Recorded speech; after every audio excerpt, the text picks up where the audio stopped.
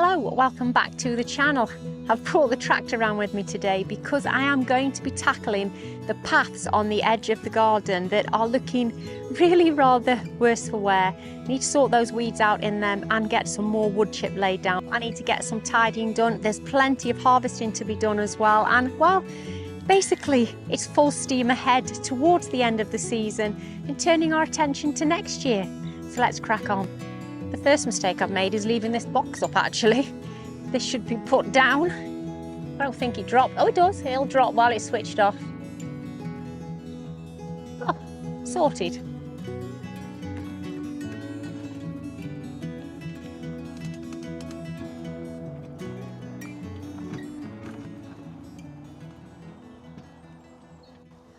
Wow, look at the changes here in the last week. I have absolutely no idea what type of fungus this is, but obviously it's a kind of fungus that will live on whatever the wood chips are made out of.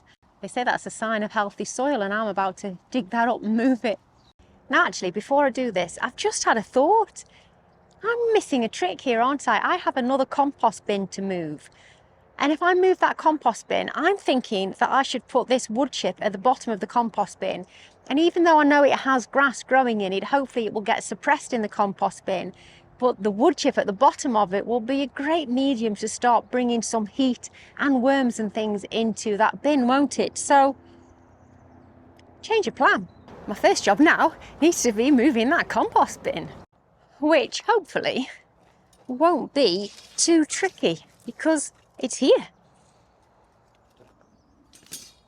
And it's almost empty.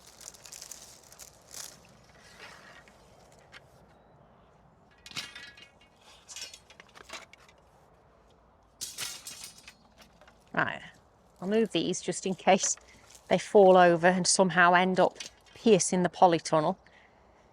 Can I just move it in one? Probably not.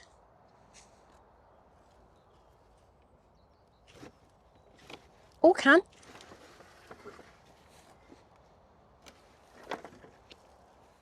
I mean, I've got this far. Will it go on the wheelbarrow? Will it? Wheelbarrow. Now I'm thinking the chances of getting that on there are somewhere between a slim and zero. It's not going to happen, Claire. It's not going to happen. No matter how much you think that'll go up there and on there, it won't happen. Not without someone holding the barrow as well. I don't think that's going to work. Take that idea out of the equation. Let's move these again. As if moving them once wasn't enough. Because I'm thinking I'm just going to have to roll it.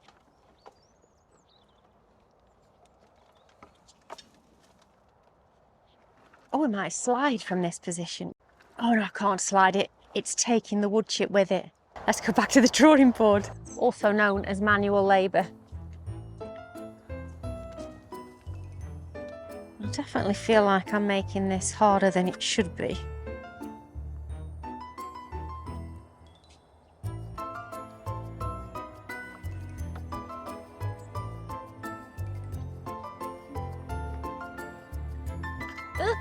Not the fruit cage.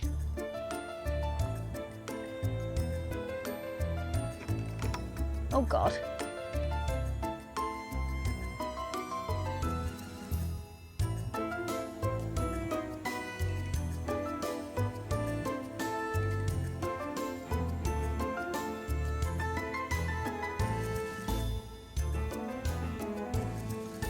Now it's not sitting perfectly level, and I don't think I really care about that. Let's go get some wood chip. I've had a quick Google about the variety of mushrooms that they are, and whilst I can't remember what it said, but I'll put it on the screen, Google said that they would not be dangerous to add to the compost and to be growing around vegetables. I mean, obviously I know that mycorrhizal, fungal and all of that lot is helpful and beneficial to the roots of plants, but I was just slightly aware or worried that if these are toxic in terms of the fact that they're not edible, whether they would still be toxic to be around vegetables. think I need to find a shovel. I've just been in my sister's shed and found that she's got this huge shovel. Thank you for that, Jo. I'm going to say, please and thank you, can I borrow it? I know that she'd say yes. You can clearly see that it is turning into compost in places anyway. It looks like soil now underneath.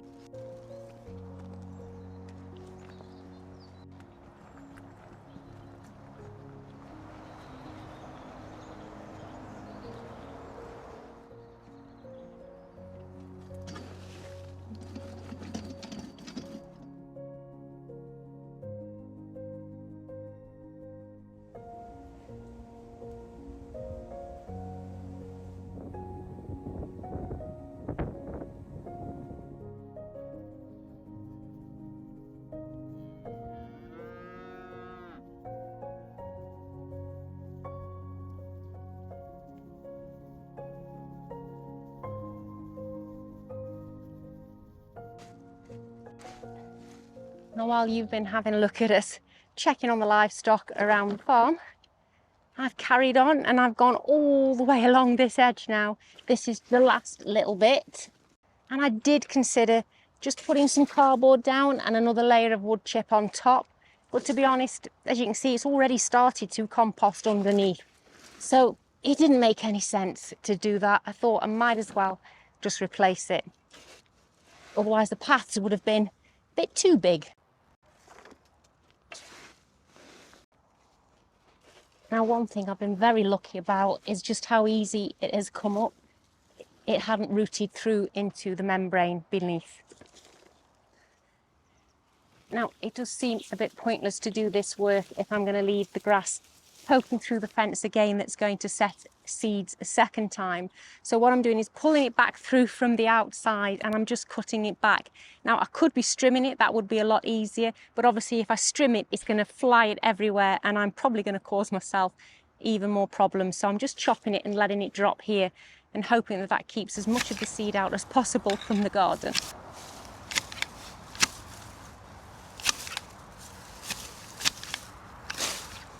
Well, that's not perfect, but it's certainly a lot better than it was. And I think I'm ready to go and get that wood chip now. I'm going to see if I can use the little transport linkage box on the back of the tractor to scoop some up with.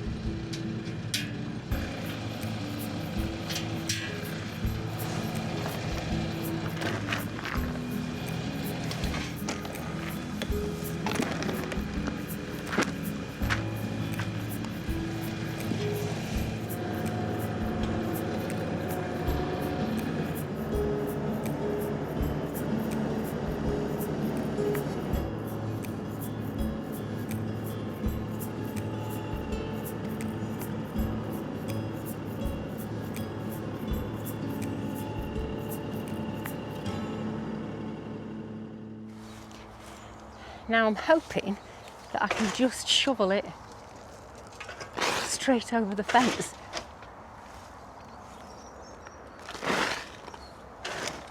Because it makes things much quicker.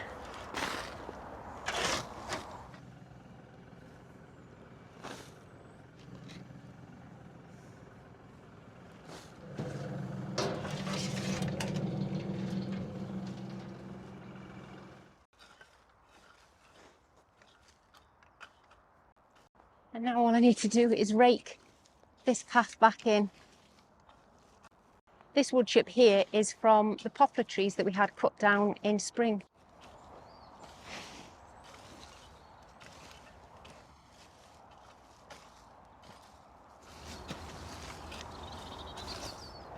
Oh, I'm so proud of myself to get that done. That looks so much neater. I can't tell you how annoyed I have been with myself for letting those paths get quite so messy there. And having done the first one of them, it's quite good to see that it's not that big of a job for me to get it sorted. Yes, it's a little bit labour intensive, but having my little tractor means I am very self-sufficient in these jobs now, and I could not be more happy to know that I don't have to keep waiting for Duncan to be free to help me. Now, while I'm down this side of the garden, I thought I'd give you an update on the green manure beds from last week and the week before. The first bed here is the one that I sowed the peas in, and nothing has germinated in here except for maybe a baby dock. I don't think that's something that I want to be growing in there. The bed on this side is the one that has the crimson clover in, and that's really coming up well. A bit patchy in the way that it's coming up, but at least we've got a lot of germination there.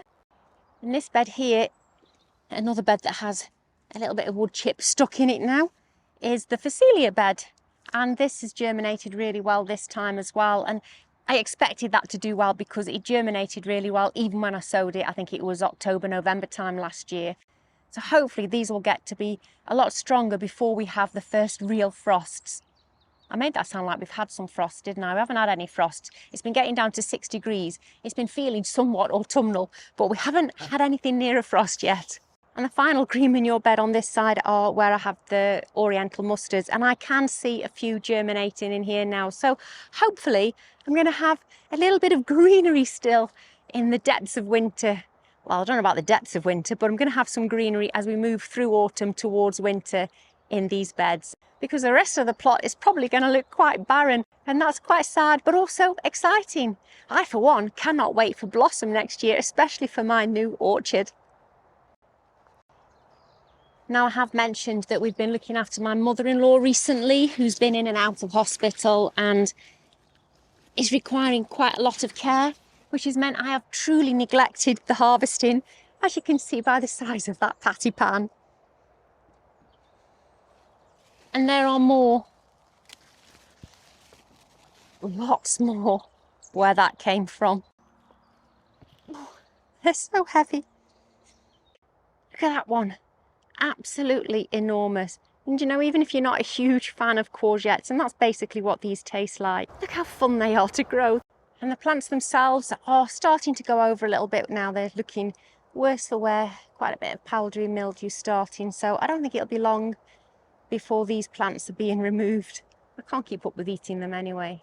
As you can see, they're not looking their best. And one thing I do want to really harvest today are quite a lot of these French beans. Again, a product of being really busy with hospital visits and caring and you name it, is that these have also gone over. Well, I mean, they've not gone over, but they've gone very big, and they won't be particularly as nice when they're not as tender. Now, I know I've mentioned these have been going past it before, and so I am feeling rather guilty, but sometimes, you know, life gets in the way, and it has really gotten in the way, and it's been prioritised in the right way over the garden, because my mother-in-law does need us at the moment. Also want to say thank you, because quite a lot of you have sent well wishes to my mother-in-law, and that's really kind of you, and she says thank you as well. She is suffering with multiple myeloma at the moment, so we are in for quite the battle. Come through this archway here now. This bed is where I have the yin-yang beans, and there's quite a lot growing on them. As you can see, there's lots of really nice big pods here, and these are being left to dry so I can have the dried beans for soups and stews, because they're just so pretty. I'm really pleased with how they're doing. And again, how do I have this growing here? This is a rogue Cape gooseberry. How has it ended up here in this bed all the way over here? Makes no sense whatsoever. The birdhouse gourd plants outside are also starting to look a little bit worse for wear. You can see some powdery mildew on that and a bit of dieback. It does keep trying to put up new fruit, and I have to say I'm just breaking them off now. There's no chance of that doing anything, so it's just wasting its energy now. It's somewhat of a jungle through this archway. Look at this. I do have some butternut squashes. They're absolutely tiny, but they're still butternut squashes. I didn't get any properly ripe ones last year. And I've also got this one here on the other side of the archway. Now, whilst my butternut squashes aren't very prolific, let me take you down onto my sister and niece's plot, because Joanna and Emily have had massive success again this year with butternut squashes, as they did last year. And I can't believe just how many they've grown, and they've actually harvested loads already. She's also getting a bit of powdery mildew on her pumpkins, and she's got the blue banana boat ones, which came from Jane at Jane's Growing Garden. Jane gave me the seeds, and I thought I was giving my sister a spare plant, and she's got the blue banana squash. I don't have one. But these are her butternut squashes. And look how many are on here. There's loads, absolutely loads. And they're growing up the sides here. And if I come round to the other side of her archway, she's got more around here too. Absolutely loads. And she's also got these ones, and I don't know what variety these are. I can't remember what she said they were called, but although they look like a pumpkin, they are actually a butternut squash. And there you go. Look at them. Absolutely enormous ones here. And these are called Waltham, which Jo wanted to plant because she was born in Walthamstow. Well, you like a head scratch, don't you? Are you a good boy? Yeah. It might be starting to look a little bit tired now, but honestly, that archway has really done her proud again this year.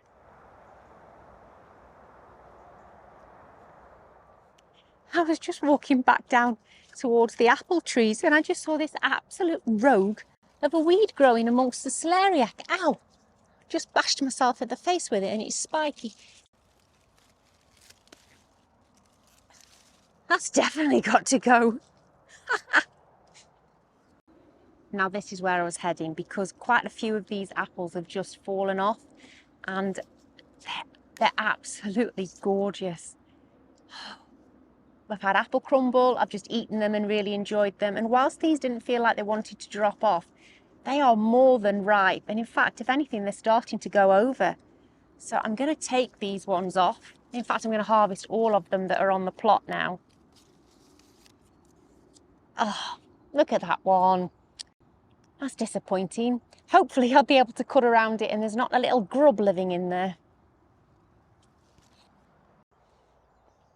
I'm going to do the same on this tree as well.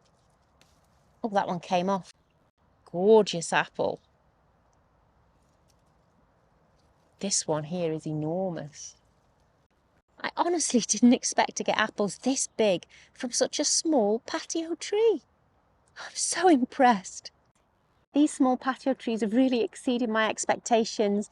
I honestly, as I've said, I never expected to get an apple that big from a tree that is so small and so young. It really gives me great excitement and anticipation for the future of the orchard. I cannot wait. And you know, bit of an admission here, but I think growing fruit is probably my most favourite thing to do.